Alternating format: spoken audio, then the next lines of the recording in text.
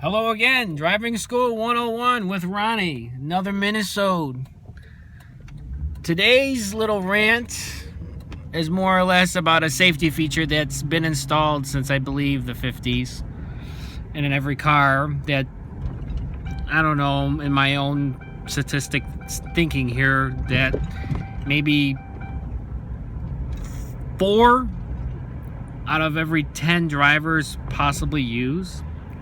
But that's in my own little thinking that everyone that I can see personally when I'm driving and watching in front of me, like everyone's supposed to do, is because you're responsible for everything in front of you. Hence why you're mostly at fault when you rear end someone or you hit something in front of you and you get in trouble and you get a ticket and go to court and your insurance rates go up. And another reason why you hear that little dinging in the background is because I am not wearing this specific little safety device feature, which if you've seen every time you watch the news about a car crash, seen firsthand or been involved firsthand into a car crash, why you should be wearing that so-called thing called a safety belt. No, it's uncomfortable. I know it looks dorky. You don't look cool because you're leaning back like you're some cool swagger or something, you know, and you just want to look cool because you ain't driving with the seatbelt. And not only that, that little dinging gets annoying. You say you get used to it, but after a while, or if you're driving home and you're mad, it's just like, I'll just wear the dang thing. But anyways, when you're driving, you should wear it. And it should always be in your mind that even doing 20 miles an hour and for some reason you pass out, have a seizure, and hit a utility pole, you're coming to a dead stop, you're flinging forward, your face is being flung into the windshield, the steering wheel, or wherever the body decides to go after hitting that such thing. But it's not that hard.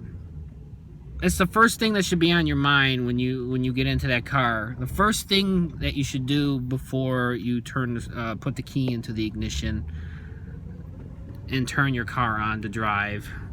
And if it's not even done then, it should be the first thing you do,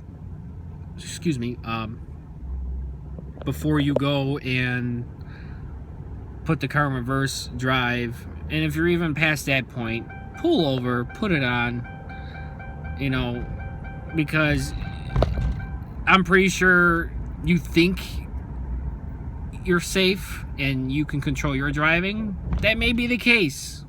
But, hey, who says you don't have a heart attack at the wheel? You have a seizure at the wheel. You have an asthma attack at the wheel. Or you get stung by a bee while you're at the wheel.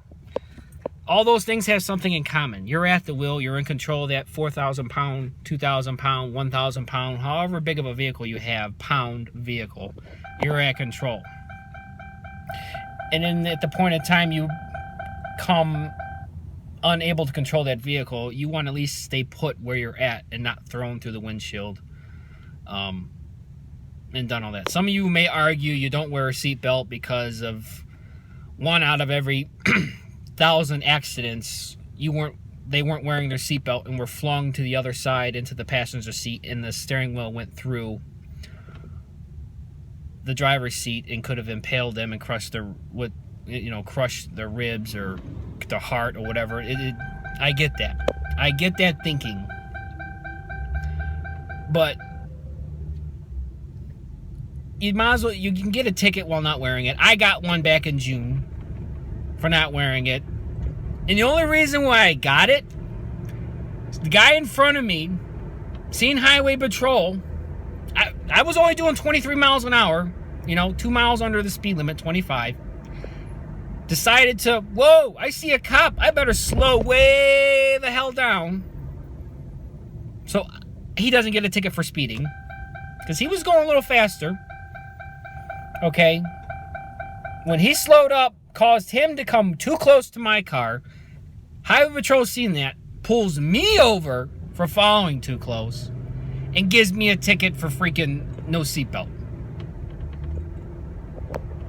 I've gotten lucky a couple times being pulled over for speeding. I got quite a few speeding tickets on my driving record. I got a lead foot. But, hey, I've slowed down. I try not to speed as much. I used to have driving rage. Hence, this is Driving Rant 101, because I see people do the things I used to do.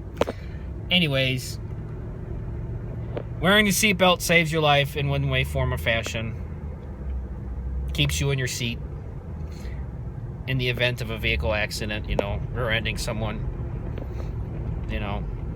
because when your body's moving with the car, even though you're sitting still in the seat, you hit something, your body goes flying.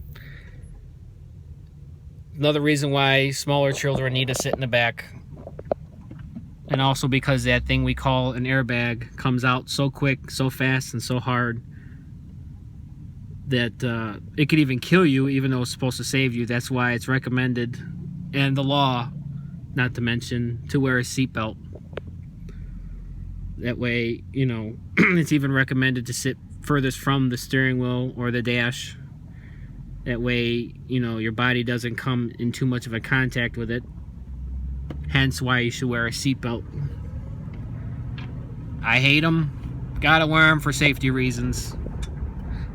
If you have to find a way, shove a pillow under your seat, whatever, to lift you up some, adjust it. Some of them even adjust now. Adjust it. Wear it. It could save your life, trust me. I know you want to go home after a crash, or per se go to the hospital then go home, but you're still alive and not through a windshield. Well, this is the end of my rant. Please and do wear your seatbelt. It'll save lives. Ronnie signing off.